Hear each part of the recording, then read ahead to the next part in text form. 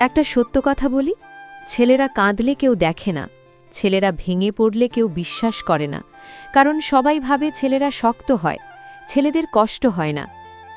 কিন্তু আপনি কি জানেন, সবচেয়ে গভীর কষ্টগুলো জন্ম নেয় সেই ছেলেটার ভেতর যে সারা দিন হাসে, সবাইকে আগলে রাখে, আর রাত হলেই চুপচাপ ছাদে দাঁড়িয়ে আকাশের দিকে তাকিয়ে থাকে।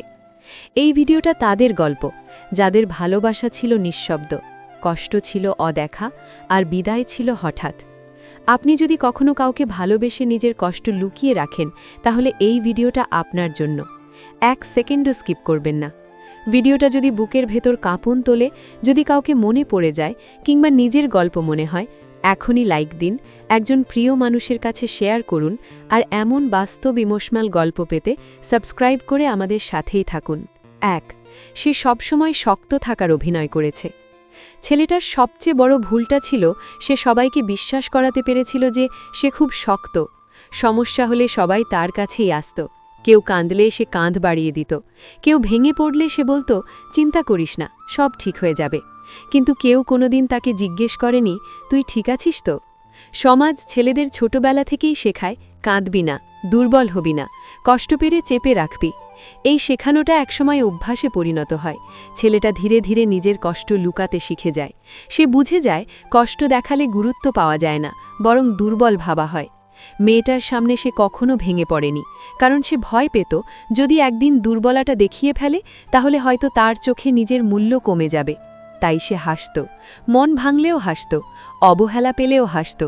মেয়েটা ভাবত, ও তো ঠিকই আছে, কিন্তু সে জানত না এই হাসির আড়ালে প্রতিদিন একটু একটু করে ভেঙে পড়ছে একটা মানুষ। রাতে সে ঘুমাতে পারত না, একটা কথাই মাথায় ঘুরত, আমি কি সত্যিই এতটাই অপ্রয়োজনীয়? দিনের বেলায় সে শক্ত থাকার অভিনয় করত, আর রাতে নিজের সাথে যুদ্ধ করত। সবচেয়ে কষ্টের বিষয়টা কি জানেন? যে মানুষটা সবার সামনে শক্ত থাকার ভান করে, সে একসময় নিজের কাছেও দুর্বল হতে ভুলে যায়। মেয়েটা কোনোদিন বুঝতেই পারেনি ছেলেটার এই শক্ত থাকার অভিনয়টাই ছিল তার সবচেয়ে গভীর কষ্টের কারণ। 2, সে কখনো অভিযোগ করেনি, তাই তার কষ্টকে গুরুত্বই দেওয়া হয়নি। ছেলেটা কখনো অভিযোগ করতে শেখেনি, কারণ সে ভাবত ভালোবাসায় অভিযোগ মানেই ঝামেলা, আর ঝামেলা মানেই দূরে সরে যাওয়া। তাই সে চুপ থাকত, কষ্ট হলে বলতো ঠিক আছে, অবহেলা পেলে বলতো কিছু না। মনের ভেতর ঝড় চললেও মুখে থাকত একটাই কথা, আমি ম্যানেজ করে নেব। মেয়েটা ধীরে ধীরে অভ্যস্ত হয়ে গিয়েছিল এই নীরবতায়। সে ভাবত যেহেতু সে কিছু বলছে না, তাহলে নিশ্চয়ই তার কোনো সমস্যা নেই। কিন্তু সত্যিটা ছিল একেবারেই আলাদা। ছেলেটা কথা বলতে চেয়েছিল বহুবার, চেয়েছিল বলতে, তোমার অবহেলাটা আমাকে ভেতরে ভেতরে শেষ করে দিচ্ছে, আমি সব সময় তোমাকে বুঝি, কিন্তু আমাকে বোঝার কেউ নেই। কিন্তু প্রতিবারই সে থেমে গেছে, কারণ সে ভয় পেত যদি সে নিজের কষ্টটা বলে ফেলে, তাহলে মেয়েটাকে দুর্বল ভাববে, নাটক করছে ভাববে, অথবা সবচেয়ে ভয়ঙ্কর কথা, বিরক্ত হয়ে যাবে। ছেলেরা অনেক সময় কষ্ট বলার ভাষা খুঁজে পায় না। তাদের শেখানো হয় সমস্যা হলে সমাধান করতে হয়, কাঁদতে নেই, অভিযোগ করতে নেই। এই শেখানোটা সম্পর্কেও প্রভাব ফেলে। ছেলেটা ভাবে ভালোবাসলে সহ্য করতে হয়, ভালোবাসলে চুপ থাকতে হয়, আর এই চুপ থাকাটাই একদিন তার সবচেয়ে বড় শাস্তি হয়ে দাঁড়ায়। মেয়েটা বুঝতেই পারে না ছেলেটা প্রতিদিন একটু একটু করে দূরে সরে যাচ্ছে, কারণ সে তো কোনোদিন বলেনি যে সে কষ্ট পাচ্ছে।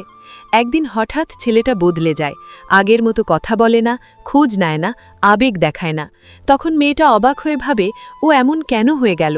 কিন্তু সে জানে না এই বদলে যাওয়াটা হঠাৎ নয়, এটা জমে থাকা অসংখ্য না বলা কষ্টের ফল। ছেলেটা অভিযোগ করেনি বলে তার কষ্টটা ছোট হয়ে যায়নি, বরং অভিযোগ না করাটাই ছিল তার সবচেয়ে গভীর যন্ত্রণার প্রমাণ। মেয়েটা যদি একদিন জিজ্ঞেস করত, তুমি সত্যি ঠিক আছো তো, আর মন দিয়ে শুনত, হয়তো আজ গল্পটা অন্য রকম হতো। সে সবসময় বুঝেছে, কিন্তু নিজেকে কখনো বোঝাতে পারেনি। ছেলেটা সবসময় অন্যদের বুঝতে পেরেছে। মেয়েটার মুড কখন খারাপ, কখন সে ক্লান্ত, কখন সে দূরে থাকতে চায়, সবই সে নীরবে বুঝে নিয়েছে।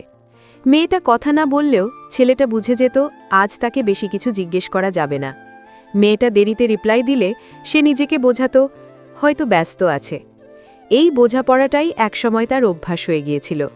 কিন্তু সমস্যা শুরু হয় তখনই যখন সে নিজের অনুভূতিগুলো বোঝাতে যায়। ছেলেটা নিজেকে বোঝাতে পারেনি যে তারও কষ্ট পাওয়ার অধিকার আছে, যে সে সবসময় বোঝে বলেই সবকিছু সহ্য করা তার দায়িত্ব না। সে নিজের মনকে বারবার বুঝিয়েছে, এটা তেমন কিছু না, আর একটু সহ্য করলেই ঠিক হয়ে যাবে। কিন্তু ভেতরের মনটা প্রতিদিন একটু একটু করে ভেঙে যাচ্ছিল।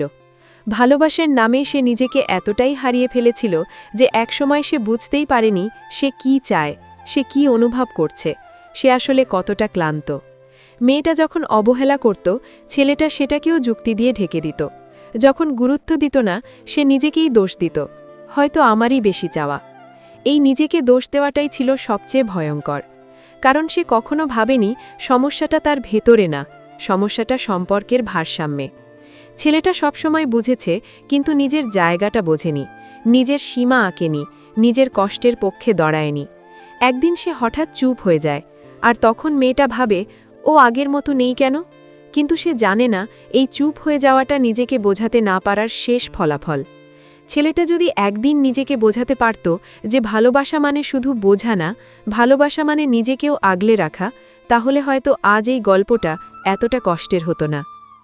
সে ভালোবাসায় নিরাপত্তা খুঁজেছিল, পেয়েছিল অবহেলা। ছেলেটা ভালোবাসার ভেতরে সবচেয়ে যেটা খুঁজেছিল তা ছিল নিরাপত্তা, একটা জায়গা যেখানে সে নিজের মতো হতে পারবে, যেখানে সে শক্ত থাকার অভিনয় করবে না, যেখানে কেউ বলবে আমি আছি, ভয় পেও না। কিন্তু বাস্তবে সে পেয়েছিল ঠিক তার উল্টোটা। শুরুর দিকে সব ঠিক ছিল, মেয়েটা কথা বলতো, খোঁজ নিত, ছোট ছোট বিষয়েও গুরুত্ব দিত। আর ছেলেটা তখনই ভেবেছিল এই মানুষটার কাছেই আমি নিরাপদ। কিন্তু সময়ের সাথে সাথে এই যত্নগুলো কমতে শুরু করল, রিপ্লাই দেরি হতে লাগল, কথা সংক্ষিপ্ত হয়ে গেল, আর গুরুত্ব দেওয়া যেন ধীরে ধীরে হারিয়ে গেল। ছেলেটা কিছু বলেনি, কারণ সে ভাবত ভালোবাসায় এটাই স্বাভাবিক। কিন্তু অবহেলাটা প্রতিদিন তার ভেতরের নিরাপত্তা বোধটাকে ভেঙে দিচ্ছিল। সে বুঝতে শুরু করেছিল যে মানুষটার কাছে সে আশ্রয় খুঁজেছিল, সেই মানুষটার কাছেই সে সবচেয়ে বেশি অনিরাপদ অনুভব করছে। মেয়েটা হয়তো বুঝতেই পারেনি তার ছোট ছোট অবহেলাগুলো কিভাবে একটা মানুষকে ভেতর থেকে ভেঙে দিচ্ছে। ছেলেটা শুধু একটু নিশ্চয়তা চেয়েছিল, একটু অনুভব করতে চেয়েছিল সে প্রয়োজনীয়, সে গুরুত্বপূর্ণ। কিন্তু সে পেয়েছিল নীরবতা আর দূরত্ব। আর তখনই সে বুঝে গিয়েছিল সব সম্পর্ক আশ্রয় হয় না, কিছু সম্পর্ক শুধু ধীরে ধীরে একজন মানুষকে একা করে তোলে। সে চলে যাওয়ার আগ পর্যন্ত কেউ বুঝতেই চায়নি। ছেলেটা চলে যাওয়ার সিদ্ধান্তটা একদিনে নেয়নি, এটা ছিল অনেক রাতের না ঘুম, অনেক না বলা কথা আর অনেক অপূর্ণ অপেক্ষার ফল। সে আশা করেছিল একদিন মেয়েটা নিজে থেকেই বুঝবে, প্রশ্ন করবে, মন দিয়ে শুনবে, বলবে তোমার কষ্টটা আমি দেখছি। কিন্তু সেই দিনটা আর আসেনি। ছেলেটা ধীরে ধীরে নিজেকে গুটিয়ে নিয়েছিল, কম কথা বলা শুরু করেছিল, কম আবেগ দেখাতো, কম প্রত্যাশা করত। মেয়েটা ভাবত ও আবির মতো নেই কেন, কিন্তু সে বুঝতে চায়নি এই বদলে যাওয়াটাই ছিল একটা মানুষের শেষ চিৎকার। ছেলেটা চায়নি নাটক করতে, চায়নি অভিযোগ তুলতে, চায়নি কাউকে দোষ দিতে। সে শুধু চেয়েছিল একটু বোঝা, একটু অনুভব করা, একটু গুরুত্ব। কিন্তু যখন সেটুকুও মেলেনি, তখন সে চুপচাপ সরে গেছে। সবচেয়ে কষ্টের বিষয়টা কি জানেন? ছেলেটা চলে যাওয়ার পর সবাই তখন প্রশ্ন করে ও এমন কেন করল, কিন্তু কেউ আর প্রশ্ন করে না আমরা ওকে বুঝতে পারিনি কেন। কিছু মানুষ বিদায় নেয় কষ্ট দেখিয়ে না, বরং কষ্ট লুকিয়েই, আর তখন বুঝে নেওয়ার মতো কেউ আর থাকে না। ছেলেরা হঠাৎ বদলে যায় না, ছেলেরা হঠাৎ দূরে সরে না, ছেলেরা হঠাৎ ভালোবাসা ছেড়ে দেয় না। তারা আগে অনেকবার ভেতরে ভেতরে ভেঙে পড়ে, অনেকবার নিজেকে বোঝায়, অনেকবার চুপচাপ সহ্য করে, তারপর একদিন আর কোনো শব্দ ছাড়াই চলে যায়। যেদিন একটা ছেলে চুপ হয়ে যায়, সেদিন আসলে কথা বলা ছেড়ে দেয় না, সে আশা ছেড়ে দেয়। যদি আপনার জীবনে এখনও এমন কেউ থাকে যে কম কথা বলে কিন্তু সব বোঝে, আজই তাকে জিজ্ঞেস করুন তুমি সত্যিই ঠিক আছো তো? হয়তো এই একটা প্রশ্নই একটা মানুষকে ভেঙে পড়া থেকে বাঁচিয়ে দিতে পারে। এই গল্পটা যদি আপনার হৃদয় ছুঁয়ে যায়, লাইক দিন, আপনার মতো কারো কাছে শেয়ার করুন, আর এমন বাস্তব নীরব কষ্টের গল্প পেতে সাবস্ক্রাইব করে আমাদের সাথেই থাকুন।